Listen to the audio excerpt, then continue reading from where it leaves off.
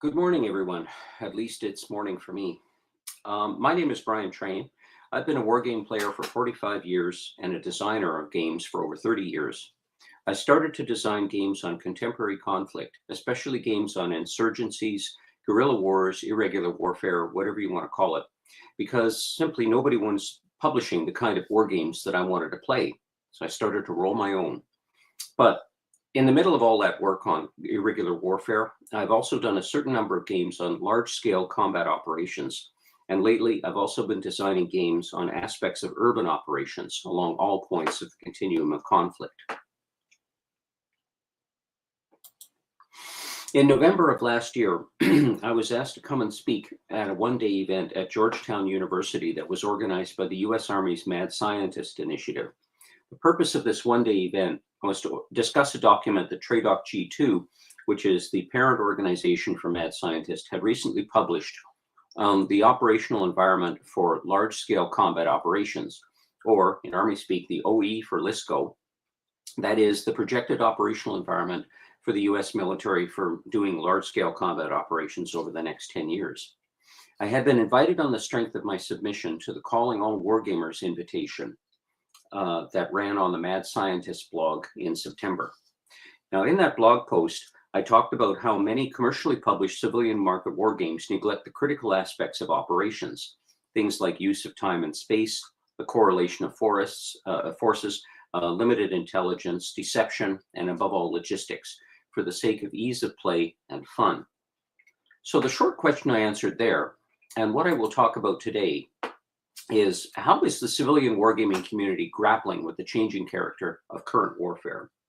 The short answer is the immediate narrow sense, it generally isn't, and it can't be counted onto. But you know what? That's all right. In a broader context, the mechanics and processes that are used in civilian games, both war and non-war games, have contributed usefully in many ways to the professional wargaming world.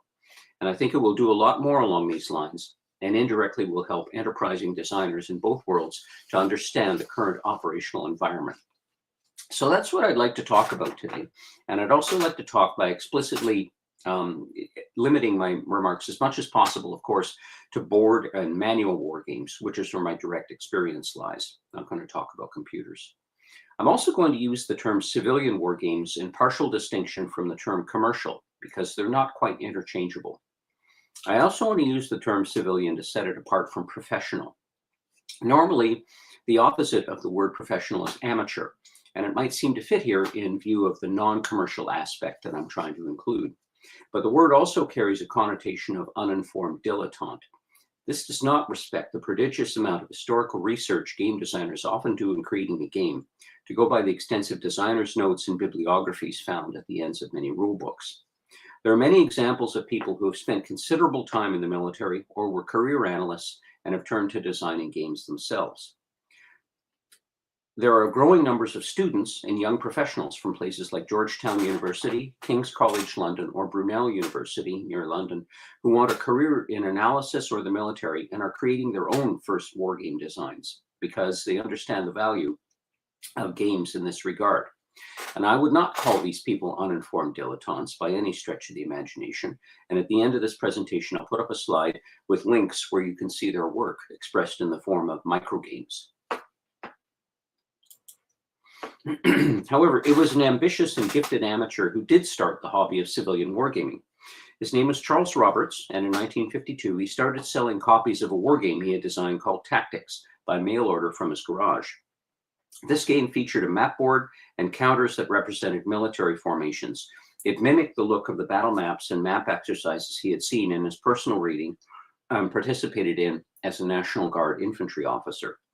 He hoped by publishing this game that it would demonstrate and grow public interest in military affairs and possibly improve his chances of obtaining a commission in the regular army. By the time his initial print run of 2,000 copies had run out, he had decided to go into the printing business for a career instead. Now, in 1958, Roberts happened to see this picture in Life magazine showing Rand Corporation analysts playing a war game on a hex map. He knew a good thing when he saw it, and so by 1961, he had published 5 war games with hex maps. Interestingly, at one point, Rand Corporation did contact Roberts and talk to him to ask him about the combat results table he had used in Tactics and other war games, what we know as the classic Avalon Hill war games, since it incorporated a breakpoint in combat odds at 3-to-1. This is an interesting example of parallel development because gamers at Rand had been using a very similar table. Roberts said later that they must have been disappointed when they talked to him to learn that he had worked this out in about 15 minutes, when presumably they had spent a lot more time and done a lot more math to arrive at the same result. Well, maybe they did, maybe they didn't. It's all billable hours with Rand. So commercial wargaming was off and running, spawning thousands of derivatives based on this interesting collision between Rand and the civilian world, featuring 2 incidences of synchronicity and minor intellectual theft. Although I thought if anybody holds a patent on the hexagon, it's the honeybee. Now, after 30 years of rolling my own, I've long since come to the conclusion that while all civilian wargamers are interested in history, in general, they're no more interested in or comprehending of current events than non-wargamers. Hence, much of what they produce is not of immediate interest or use to professionals who are necessarily more interested in these current events. Although, of course, professionals are very willing and able and do study and absorb lessons from the past. I recently did a search of Board Game Geek, which I know is not an infallible resource, but it's a generally okay guide to civilian market games. Between 2020 and 2025, well over 3,000 items with the tag Wargame were published and entered into the BGG database. This includes expansions, but I did limit my search to games that did have actual owners, because of course there's a lot of vaporware on that site too. Among these, I found that at a scale higher than tactical or skirmish level, I found only 6 games that were devoted to actual wars occurring after 2000, and 12 games that were devoted to a hypothetical present day or near future conflict. That's fewer than 20. So it's apparent that while the civilian wargame market may be having an extended golden age, it's clear that the goodies are not falling in due proportion at the contemporary end of the timescale. Also, I found 24 very recently designed operational scale games that were devoted to a hypothetical Cold War that went hot around 1985. I mention these because for me it's a rather perplexing development, sort of resurgence of nostalgia fumes for a second wave of games on this topic. Excuse me. Now, sure, I played the first wave of these back in the day, but I laid them aside after 1990 when the hypothesis seemed to become irrelevant. So maybe I could conclude that we should just forget about formal publication of meaningful contemporary period games by civilian companies to provide new insights. Except my talk would be over already after about 8 minutes, and I would also be wrong. I can't be so dismissive because, scarce as they may be, there are formally published relevant exceptions, and they are seen and played and appreciated by people who matter. Examples include the 6 titles in Mitchell Land's Next War series of games, and of course Sebastian Bay's Littoral Commander series. Soon also a game called Defiance will appear from GMT. It's about the first year of the Russo-Ukrainian War, and it's a co-design of Mark Herman's, a man with extensive experience in both civilian and professional wargaming worlds. Some of you may know that James Dunnigan is my favorite game designer. He wrote in his complete Wargames handbook that there were 2 rules of game design that controlled all the others. First and most important, keep it simple. Second, almost as important, plagiarize. It's very, very difficult to keep a game design simple no matter which community you're designing for, and plagiarizing or using available proven techniques, if you prefer, is one of the best ways to keep your work on track. There's very little that's genuinely new under the sun, and what is out there already is there to be adopted and judiciously used by you and other designers where appropriate to keep your design comprehensible and flowing. It's already been subject to testing, criticism, scrutiny, and abuse by a committee that's much larger than the one you're reporting to. And just remember to acknowledge your intellectual debts. Now, Dunnigan also said, if you can play them, you can design them. So all is far from lost when we consider the very broad range of techniques and practices that are adaptable to professional use. And when I look through the collections of contemporary topic microgames put out by Georgetown University Wargaming Society students and others, and read their designers' notes, I see what some of them have done. They have played, and certainly they have designed. So I'm largely done complaining now, except to reiterate what I said in my Mad Scientist blog entry about several aspects of the current operational environment for large-scale combat operations that are listed in the TRADOC document, and add a few more. So commercial war games do cover these poorly if they treat them at all, but I'll offer or suggest some notable exceptions that occur to me and illustrate that they have informed games for professional audiences. The 5 that I'm thinking about are these, which I have matched up with one or more of the 12 conditions of the operational environment that are cited in the TRADOC document. First, planning and coordination. This shades off into use of time and space and control and correlation of action in multiple domains. And the conditions for LISCO that are listed in the TRADOC document that are applicable to this, although they kind of fade off into many other aspects, are associated with all domain competition and warfare and mass versus precision. Another condition is limited intelligence and deception, or more broadly, all of intelligence, surveillance, and reconnaissance, as it shows in the condition of the apparently transparent battlefield, or rather imperfectly transparent battlefield. Conditions that relate to this are the modern day proliferation of uncrewed systems, especially when used for reconnaissance, and the idea of the transparent battlefield through networks of sensors and advanced technologies. Also, logistics. Oh boy, does this one get the hand wave, from supply of munitions to simple sustainment in the field. And of course, this is reflected in the thought about the operational environment over the ideas of anti-access and area denial, that it would be difficult to get logistics and people and movement into the field or to the field. The idea of contested logistics, where of late this has not been a factor. And of course, magazine depth and range. We've seen in the Russo-Ukrainian war, there's prodigious amounts of expenditure of ammunition of all types and machines and systems of all types. Logistically, of course, this is a huge challenge. Information warfare, or more broadly, psychological warfare, and the notion of the will to fight, whether by the soldier or by the nation that's backing the soldier up. And the conditions that relate to this, of course, are the information advantage and that non-kinetic thing, and the idea of homeland defense, or homeland defense of the brains sitting at the homeland. And finally, civilians. Now, unless your war game is situated in deep space or maybe at the bottom of the ocean, a war game needs to give insight into the human terrain that it's played on top of. This can be the most complex condition of all, and I will have the most to say about that, because it only shows up in one of the conditions that are listed here of dense urban warfare. Now, in fairness, I want to note that there are some conditions of the operational environment that civilian games do handle, although in a backhanded way, via their abstractions and limitations. So I would offer the transparent battlefield, the godlike omnipotence of vision and knowledge that players of most civilian market war games enjoy, has always been one of its greatest flaws and detractors of any claim to realism. But in a potentially perfectly transparent battlefield with ubiquitous sensors, unmanned reconnaissance systems, surveillance from space, and blue force trackers, life may finally have imitated art, where a real-life commander will have some fraction of the omnipotence and omniscience that a civilian wargamer plan would enjoy. Increased lethality. Most games have very clean and quick combat results table processes and resolutions that neatly divide results into categories of movement after combat, partial damage, or complete annihilation.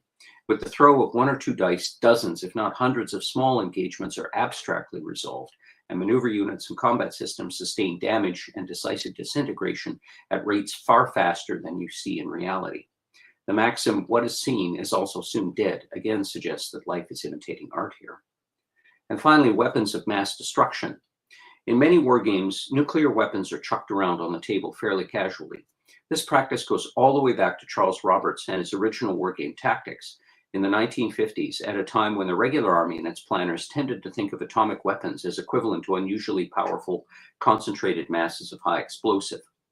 One particular contemporary designer's trademark is row after row of mushroom cloud markers on its counter sheets, although in the game their effects are transitory, clean, and without serious consequences. Now, back to planning and coordination. Again, this shades off into use of time and space, control and correlation of action in multiple domains. Games like Gulf Strike, Flashpoint, and the Next War Systems by Mitchell Land, they combine these domains, but they don't have an explicit planning or synchronization phase. It's better if you make a plan, but it's not made part of the experience. There are games like the Quick Urban Integrated Combat Kriegspiel, which I put together for the California National Guard's Urban Operation Planner course, incorporates a synchronization mat or a program system. There's a game called Fog of War that came out a few years ago by Jeff Engelstein, in which both sides simultaneously and secretly make choices for actions by placing cards representing forces on the map, then set the sequence and type of their anticipated action, so forcing players to make something like a reasonable plan. Finally, there are also card-driven methods. Another game that I worked on is Knights of Fire, which is about the Battle for Budapest. The Soviet player in the game does their work through little tactical scripts that are written on cards that the Soviet player selects, but has little flexibility within implementing the card. There are also other games using a system originated by Joe Miranda with his game Bulge 20. I've used some other variations on this as well, where you start with a hand of staff cards. So you have a list, you have a hand of cards of a certain number, and they're related to certain activities. So you're always planning to a certain degree. You are forced to plan to a certain degree what your next turn is going to be like. So games like this have influenced professional wargamings in a couple of cases I found. One is the operational wargaming system that's being used right now at Marine Corps University and other wargaming centers around the world. It's also being used by the U.S. Army, besides the Marines, and I've seen examples of it being used by the Canadian and British armies as well. This design was put together by retired Colonel Tim Barrack. His initial concept for the game was adapting and blending GMT's Next War system and Compass Games' South China Sea game, but instead he went to a hybrid concept of promoting and demoting to different dice, among many other things that he had borrowed from the civilian wargaming systems. I also found a 2021 monograph by a major attending the School of Advanced Military Studies that proposed an Army all-domain operations game called Theatrum Belli. Operational games that he cited for research included Gulf Strike, the Next War system, and the Operational Wargaming system, which his ADO game resembles.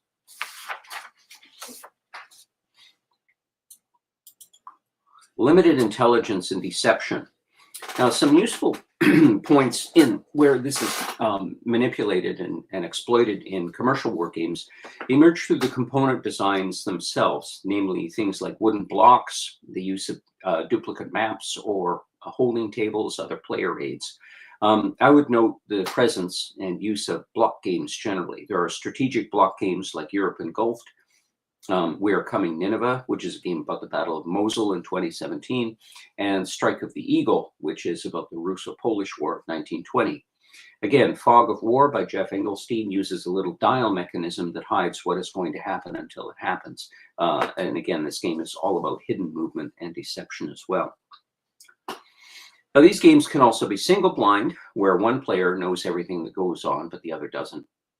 Or it could be double blind, where both of them are groping in the dark. In fact, almost any war game can be adopted to play this way, but they take a lot of time and attention to play.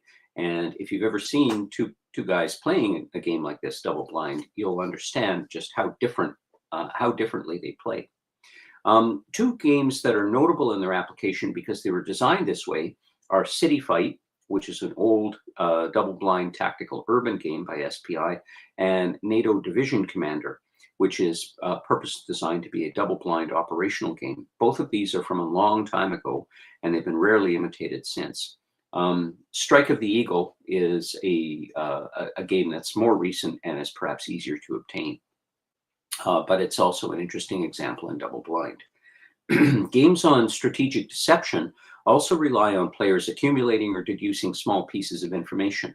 I want to draw attention to a recent game called Operation Barclay that uses mechanics similar to poker to gain evidence tokens about where the Allies may or may not be landing in the Mediterranean in 1943. A very interesting game and a very interesting application of poker by Maurice Suckling. There's another older game called Bodyguard Overlord that was designed by John Prados some time ago. It's a very good John Prados design. I think it works entirely on the deception plans around Operation Overlord, and uses deduction and accumulation of information to discover or obscure the actual invasion site in 1944 France. Now, I'm not personally aware of many examples of professional games that investigate deception specifically, but there is a group at the United Kingdom Ministry of Defense called Project Wire, which is a group working on intelligence training.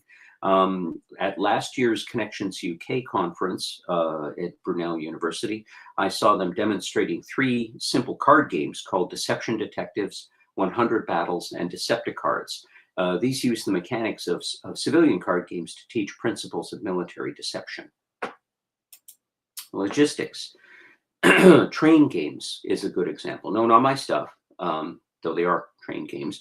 But there's an entire genre of games that, of course, everyone is aware of about train routes or streetcar routes or these sorts of things. Trucking. Games that are devoted to efficient route planning and the movement of goods. And this slops over into games like Power Grid. A game that's attracted a lot of attention is 1944 Race to the Rhine. This is often used in classes at the U.S. Army Command General Staff College or the different war colleges as well.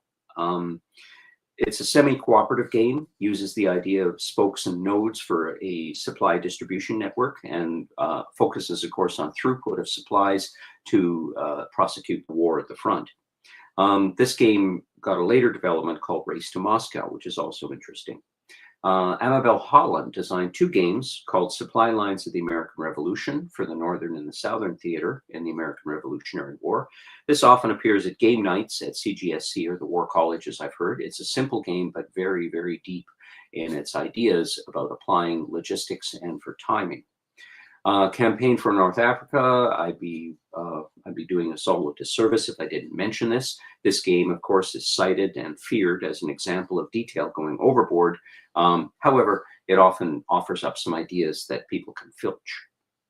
I also put up an image here on this slide of Logistics Command, which is an interesting old game, rarely encountered, published actually by Westinghouse, of all people. The designer is unknown. And it shows that the idea of logistics can be done on a board war game, just not that well. This is the sort of thing that if it weren't 1978 would have been done on a computer, and probably quite well.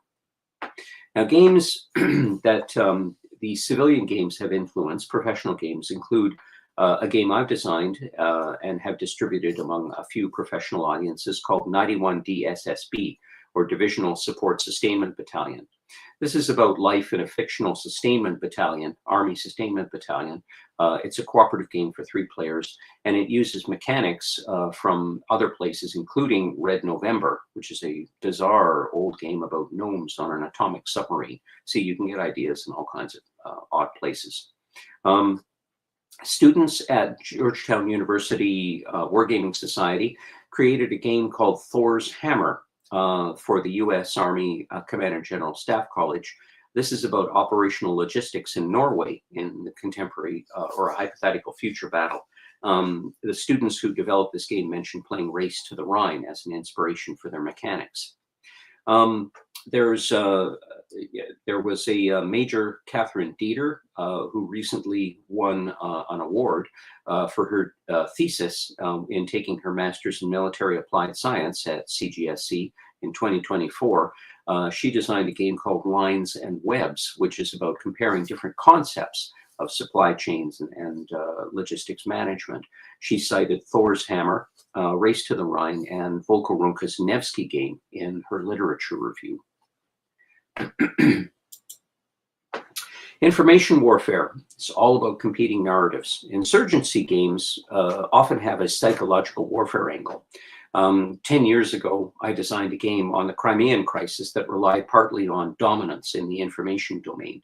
The central game currency in the game, called Ukrainian Crisis, was about prestige, which was kind of a catch-all for the idea of who was actually winning the battle of the narrative, although it could be affected by actions in the diplomatic, military, and information or propaganda spheres. Now, here's some examples of games that are about creating and delivering or deconstructing competitive narratives. Lizards and Lies is a game by a Canadian new designer called Scott Dejean.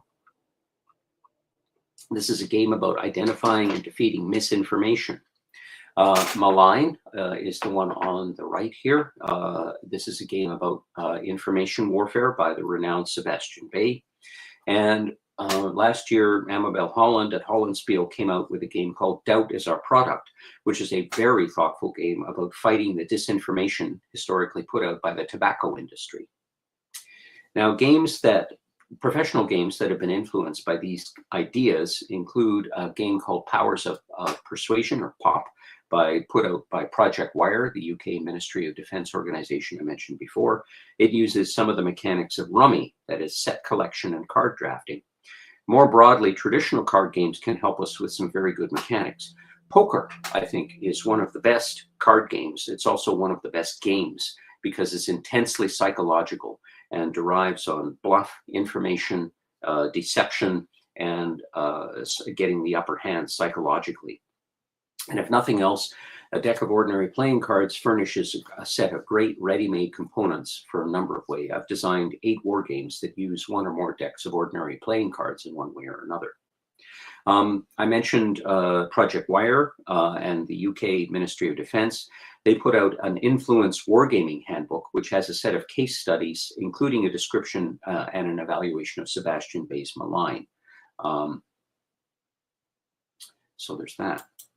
Finally, civilians. I'd like to talk about this at greater length because it's something that does not appear as a condition of the operational environment in the TRADOC G2 document that I showed at the beginning of this presentation. About 10 years ago, the military doctrine of the United States began to shift away from prioritizing civilian protection and support as a key center of gravity of victory.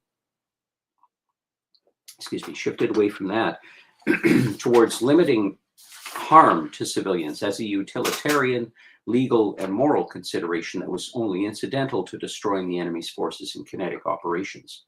Now, of course, these kinetic operations will be chaotic, intense, highly destructive, and for the most part in and inside and around densely populated urban areas. And these days, I'm doubtful that civilian harm reduction and mitigation is still a DoD priority. The new Secretary of Defense, Pete Hegseth, has ordered the dissolution of the Civilian Protection Center of Excellence, which was a Pentagon office that was created to provide support to operational commands, create policy, and conduct research on civilian harm reduction and mitigation. It's also well known that Mr. Hegseth is very critical of rules of engagement specifically and the laws of armed combat generally.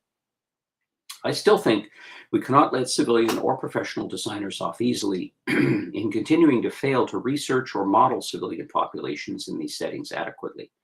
There is a large amount of research and literature out there on how civilians are affected by conflict, but in my view, it has not been usefully employed to inform games or models. These games, I think, would have tremendous potential, worth, and influence from estimates of civilian casualties to appropriate force structures and tactics to deal with civilians to useful study of patterns of civilian behavior in aid of you accomplishing your mission. Where civilians appear in war games at all, they most often are portrayed without agency and like a non-player character from a role-playing game that pops up randomly during play. There's a wargamer and PhD student doing a PhD in urban wargaming of all things named David Burden over in Britain.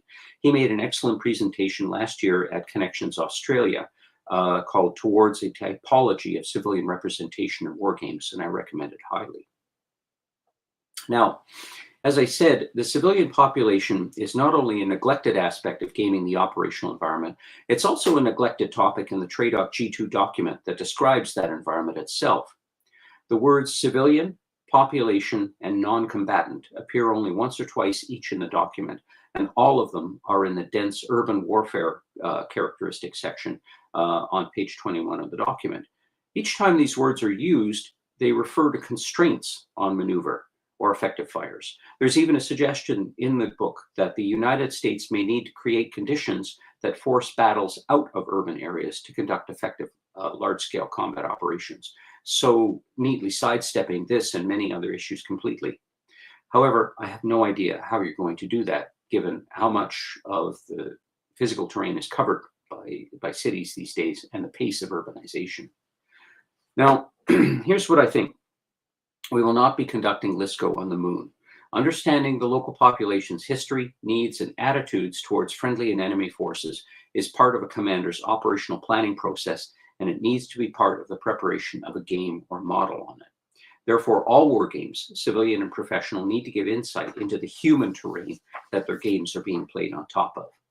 Otherwise, we'll continue to fool ourselves with at best half answers, or at worst, some nasty surprises and debacles. Thank you for your attention. So here are some links where you can get some collections of relevant free microgames by some of our colleagues at the Center for Naval Analysis, King's College London, Fight Club International, and the Georgetown University Wargaming Society. So in the time we have left to us, does anybody have any questions? I'm just going to flip to this slide for a moment so you can see Sergeant Friday and laugh at the joke, and then back to the links. How you want to put together some questions, maybe if anybody has any particular anecdotes of any particular games you've encountered, or like what's the craziest civilian-derived mechanic that you found useful in designing or playing a serious game. I mentioned Red November, which was drawn from a game. I had a mechanic drawn from a game about gnomes trying to prevent a meltdown on an atomic submarine.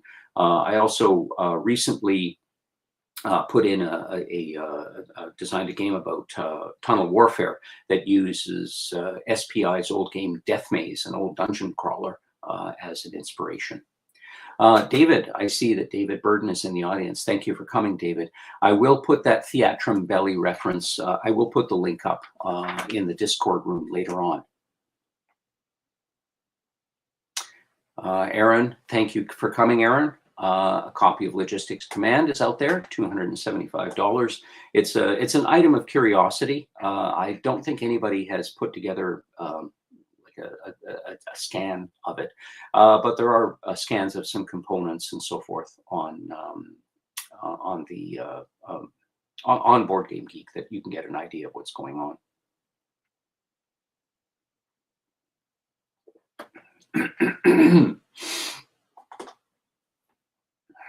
Okay, that's a good question, Brand.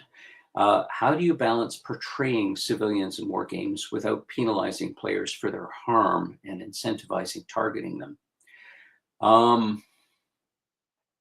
In some of my games, personally, I have portrayals of civilians as items that sometimes do get in the way of the combatants conducting kinetic operations.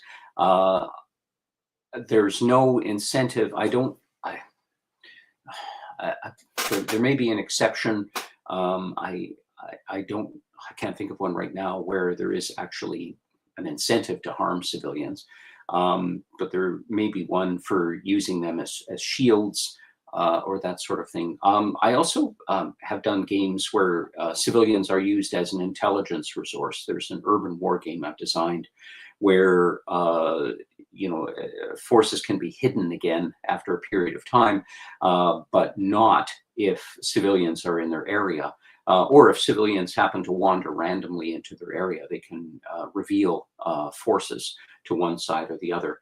I use this in the quick, simple urban game that I did, and I call it the Fighting Babushka Rule, after in commemoration of an anecdote that Colonel John Spencer told us in the Ukrainian War, where a grandmother came out of her cottage as a Russian convoy was moving by, and happened to snap a few pictures on her cell phone of the armored vehicles and their registration numbers. And she uploaded that to a website that the Ukrainian military had created. And the pictures were examined, and they managed to identify the unit.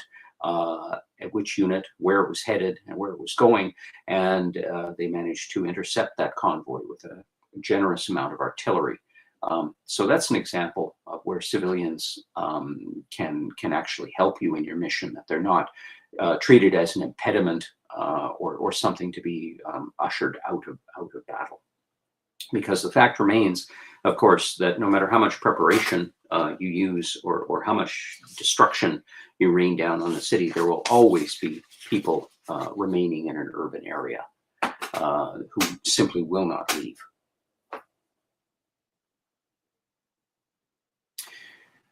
Okay, do we have any other questions? Did I miss anything?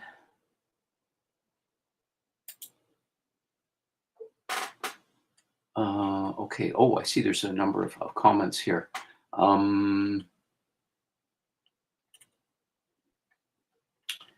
Okay, let's just have a look here.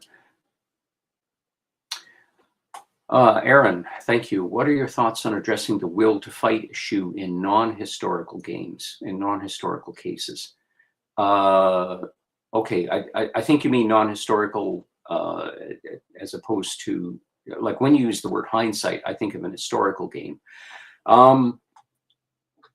I designed a number of games that have this, they're irregular warfare games mostly, that have the central idea of will to fight as a strategic resource. It's sort of like it's many things. It's an issue of cohesion for a faction, the amount of legitimacy that this faction is given by the general population, the will of the government to continue prosecuting the fight. Obviously, this is not a kinetic measure. It doesn't lend itself to good quantification. It's a very inexact science. And I cannot point to any kind of research that would try to quantify something like this. And it sounds like a cop-out, but it's something that I think needs to be reflected. And I think it's something that needs to be included in designs, whether it's absolutely correct in how units, governments, nations react to one thing or another is not precise. It's never precise. It's human psychology, so it's inherently very imprecise. I think it needs to be reflected. I don't think that there's a perfect method of measuring it or reflecting it. I don't think we'll ever find one, but I think it's important to keep trying. Okay, yes, and Aaron, thank you for your comments about ideas of morale, leaving values open, and of course how it can be very fragile and difficult. Okay, situational awareness. Yes. Oh, yes. Thank you, David. 91st DSSB is a 3-player cooperative game that I've designed. I've given it to people in the Canadian, Australian, American, and British armies. I've demonstrated it at Connections UK conferences in the past. The 3 players in the game represent 3 different staff sections in a fictional army sustainment battalion. I never served in a logistics unit myself. I was infantry. So as far as I was concerned, rations and ammunition and things just simply appeared overnight under a tree that were left there by the log ferries, which was great.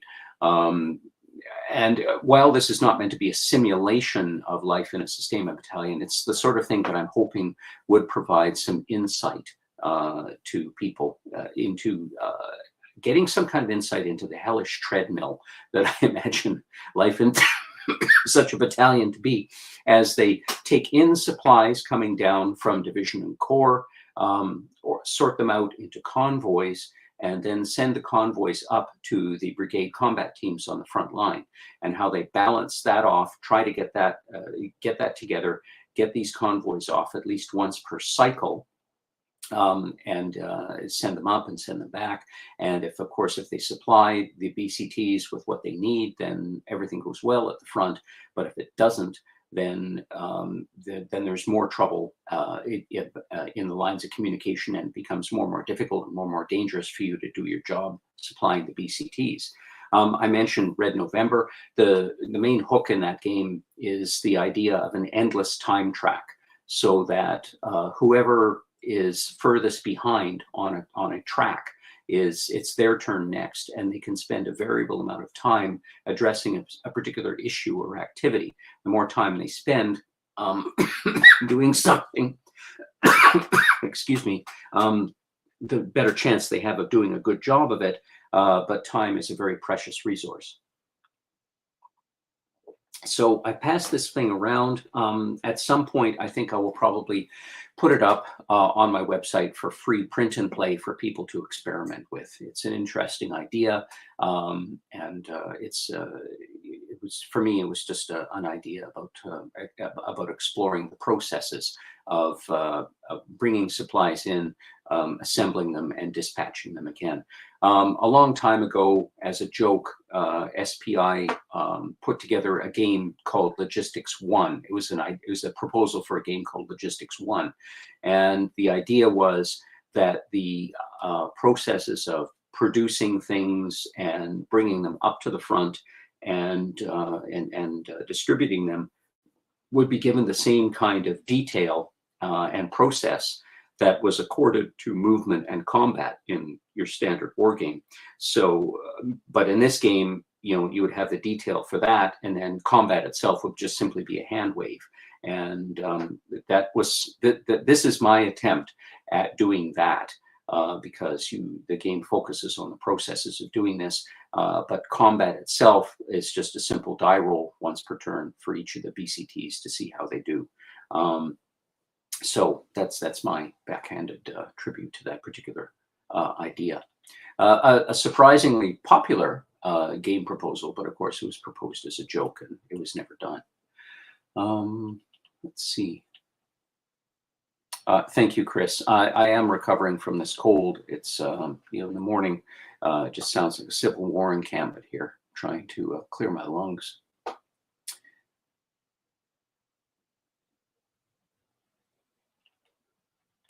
Okay, Sean Burnett notes that displaced civilians have been used in some future Korean conflict games. There are some games, of course, that use the idea of a wave of refugees coming ahead. Let's see. Pius Kruminas, thank you for coming, Pius. And he has an interesting note on how he uses civilians. Yes, Edward Osborne is talking about civilian engagement or clearing routes of IDPs.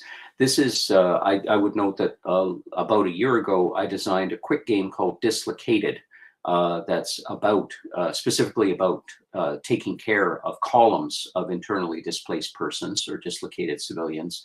And it's played with a few markers, optional, and a deck of ordinary playing cards. It takes about 15 or 20 minutes to play.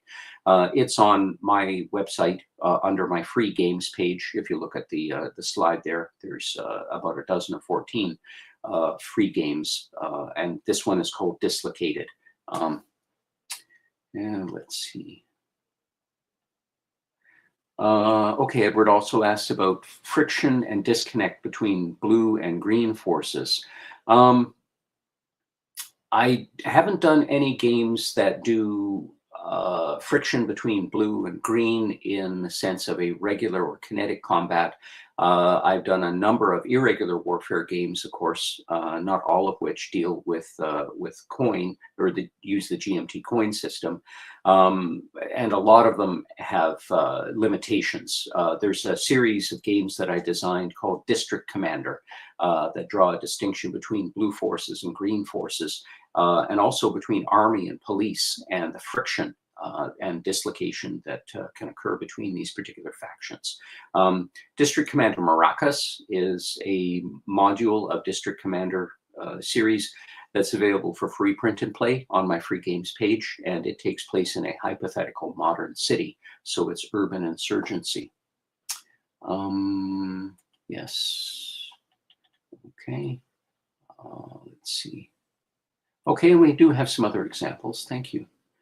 Peasant revolts. Okay, and Dan Leaf, what are suggested games that model special operations or unconventional warfare well? Oh, there's that's well. That's a very, very loaded word. And of course, special operations forces. There's many, many different things that they do. They do foreign internal defense. They do unconventional warfare. They do strategic reconnaissance. They do tactical. There's many, many different games that handle these kinds of different aspects. The word well is something I wouldn't necessarily be able to apply an absolute standard of good or bad. Unconventional warfare itself, I think, is an interesting concept, and it's one I've done a couple of games on. I did one called a Green Beret years ago. That's about A-teams, Special Forces A-teams working in the Central Highlands of Vietnam in 1963, 1964. So that's a combination of foreign internal defense and unconventional warfare as they prepare civilian irregular defense groups against insurgent forces. I have another game that's on my free games page called Mastering Resistance. I put this together with a friend of mine who, until he retired, was the longest serving Green Beret in the US Army. It's called Mastering Resistance, which is a tribute to the US Marine Corps booklet Mastering Tactics, which is a set of about a dozen or 15 tactical decision games, little vignettes with possible solutions in them. But Mastering Resistance is a system, meant to be a game system about unconventional warfare.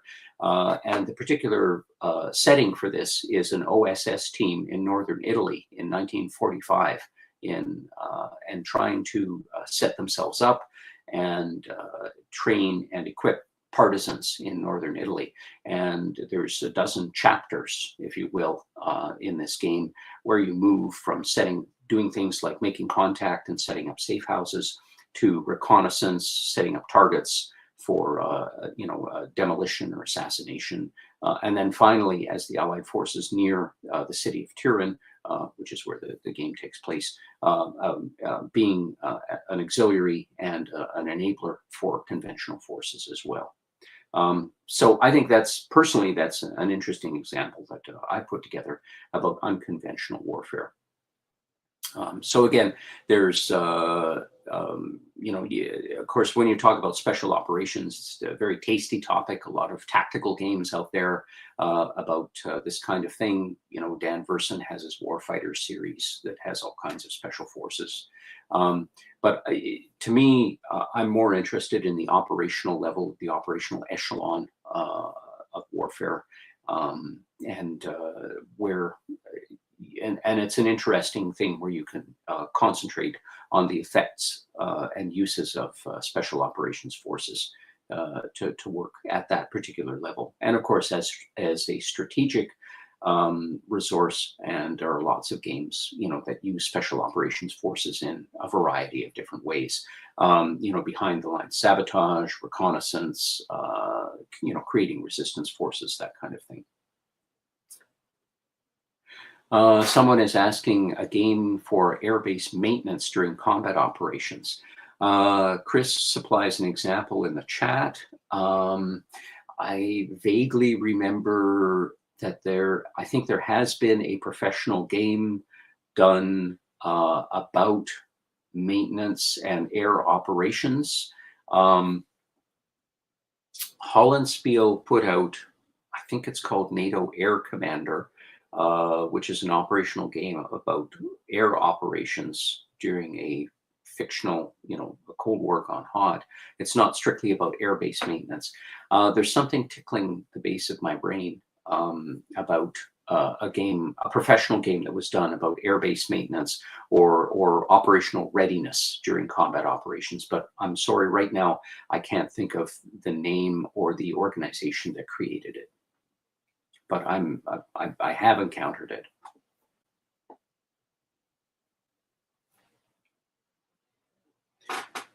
Okay. Okay, no more questions.